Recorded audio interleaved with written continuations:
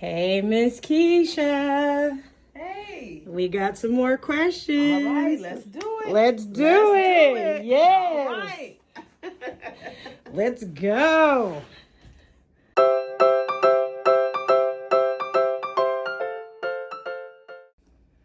All right, Miss Keisha. Yes. So today we are talking about emotional health and self-care. Okay. So, question number 1.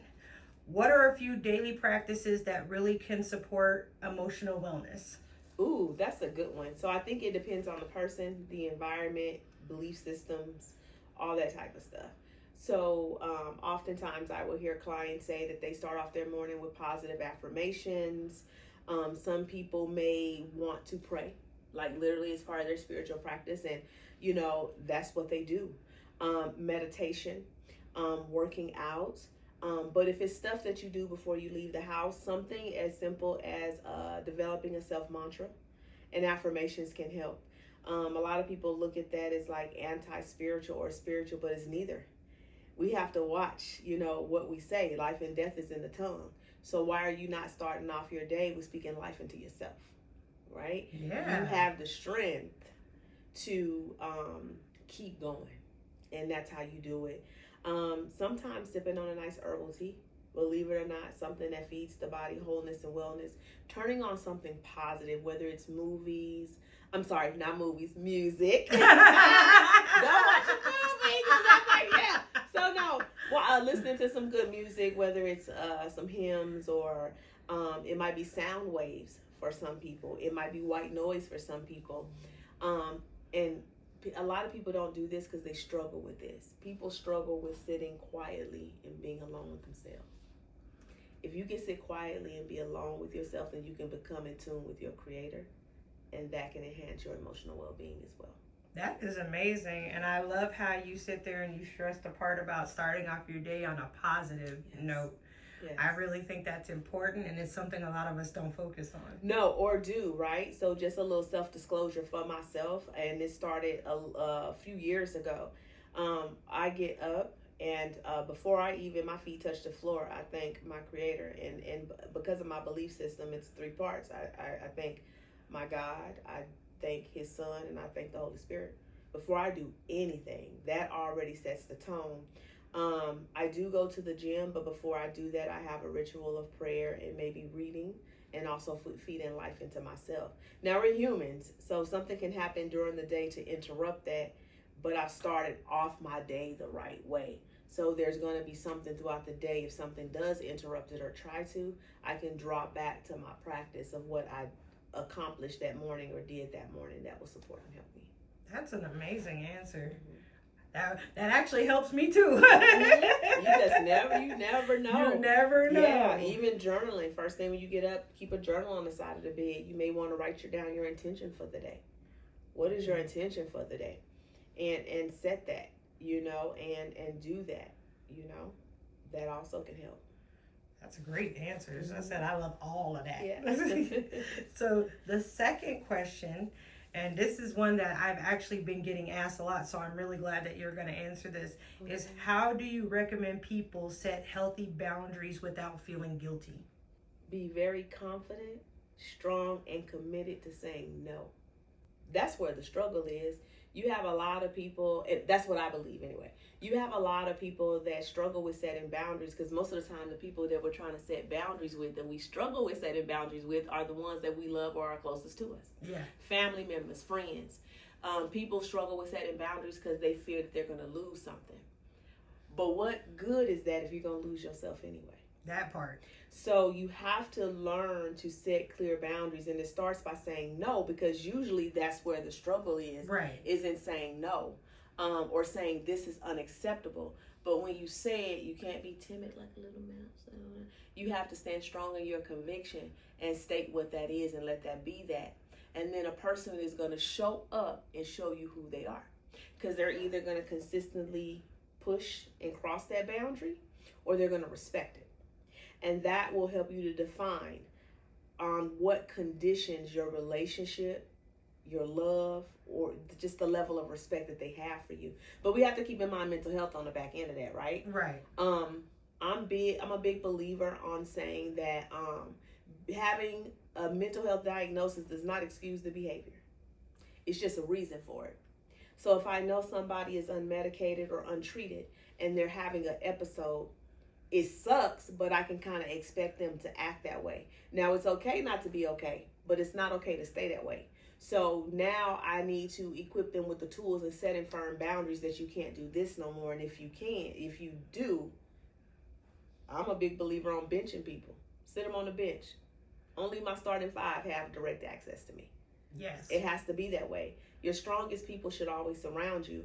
And those that cannot pour life into you, can't support you, even if it's something they don't like. It's all about the way people communicate that. If they can't do it in love, then you may want to reevaluate those life issues and situations, because people will find ways to impede on your boundaries because of their belief systems, their cultures, their mental health, and using that as a reason to do it.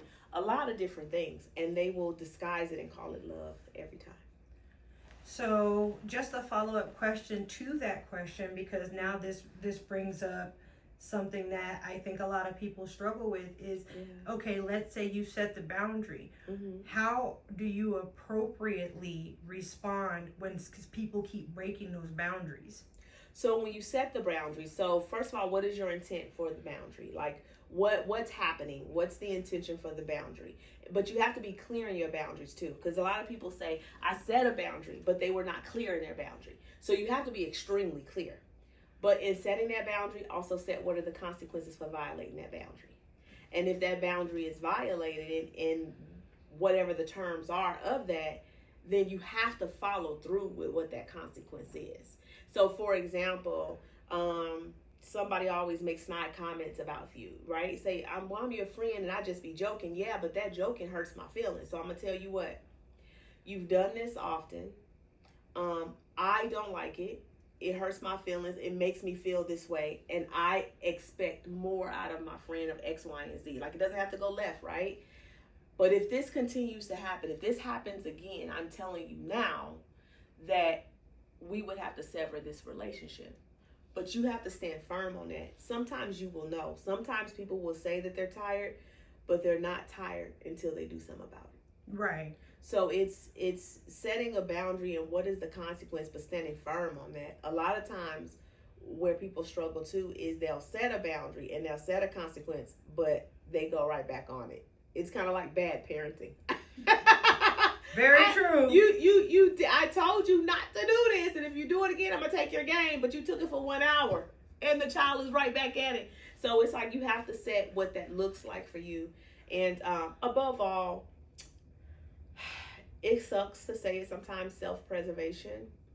But if you don't protect your overall well-being, whether that's your mental peace, your physical peace, whatever that is, and people continue to violate that, it will actually change who you are as a person. And you don't want something to change you. I remember, I want to say she's a comedian, but I know she started on social media, B. Simone. And she was doing an interview with somebody, and she says, I don't want my heart to change. What happens when people that say that they love you and they care about you keep violating you? They don't realize that by crossing those lines consistently and doing those things, you're violating my trust. You're violating my love. You're taking advantage of something that I freely give. And you can change me. And the moment that I change, now that's a problem. But you're not accepting or taking the accountability of the role you played in that. So instead of always giving that power to other people, we can take back that power by setting a boundary, firm boundary, consequences, and being committed to stand on that consequence if they do it again.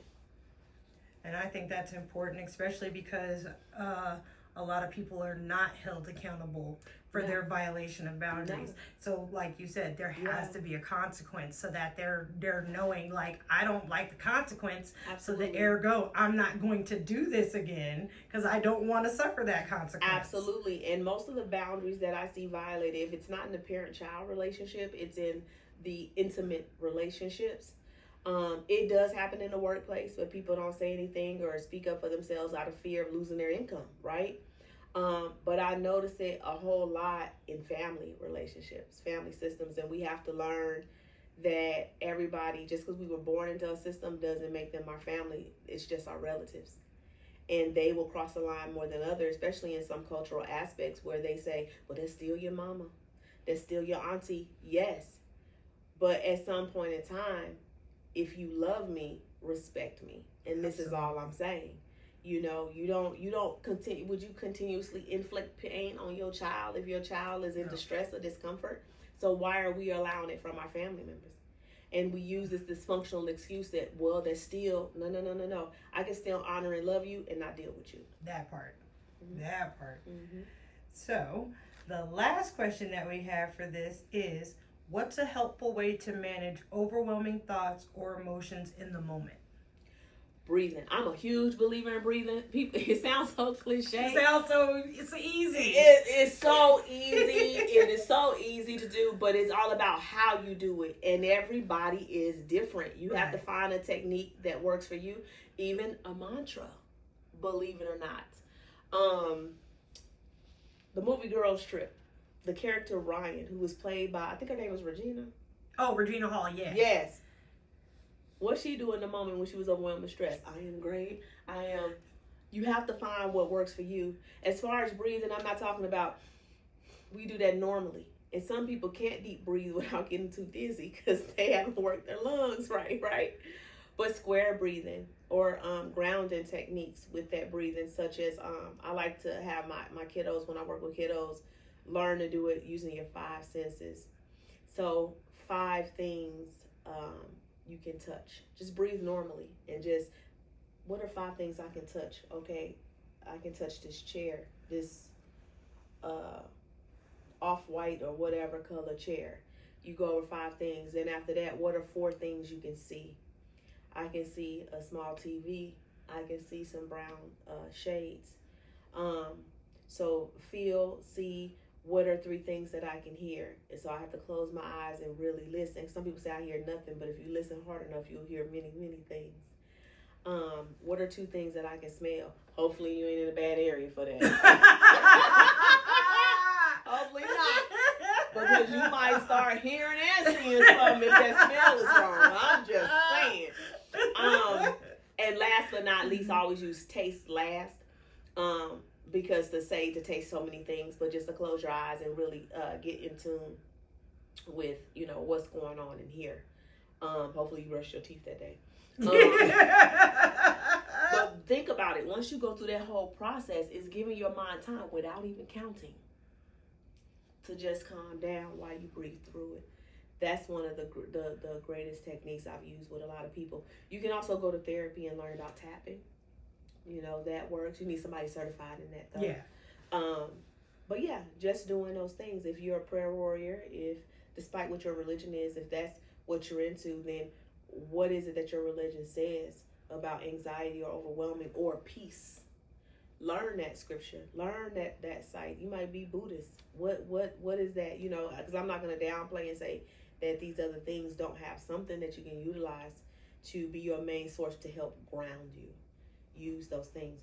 And if that starts to happen a little bit more than usual, like the anxiousness, the worry, you may want to reevaluate your life. There can be some physical ailments that's going on that you don't even realize that's causing the anxious. It feels like anxiety, but it's not. It can be blood pressure issues. It can be sleep deprivation. It can be a lot of things. If it is not that, it could be stress. We go through stress whether we want to or not, and it impacts us differently. Right? And if it's not that, then I tell people then see a provider, but you can try natural things like what we provide here, such as like ashwagandha, chamomile tea, things like that. Those things are not always readily available instantly, and it takes just more than the first time using it to make it work. But these are just different things you can add into your daily regimen to help you kind of combat those symptoms of anxiousness. And if it's too bad, it's nothing wrong with saying I need help. We do it when we don't feel good. We got a cold. Some people quick to go to the doctor. So don't be afraid to ask for help. But immediately, those grounding techniques can definitely help. Thank you so much, Miss Keisha. I love doing these question and answers with you because they are so informative. And we are actually getting very positive feedback from our viewers, basically saying that they love watching these because I'm pretty sure it's answers that they need as well. Absolutely. So you guys, this is Miss Keisha of Pro Health Wellness Group, and she is here answering your questions. I, on the other hand, am Natika, and just thanking you for viewing. And if you have any more questions, please post them in the comments or direct message us, and we will be happy to answer. Absolutely. You guys have a great one. Ciao.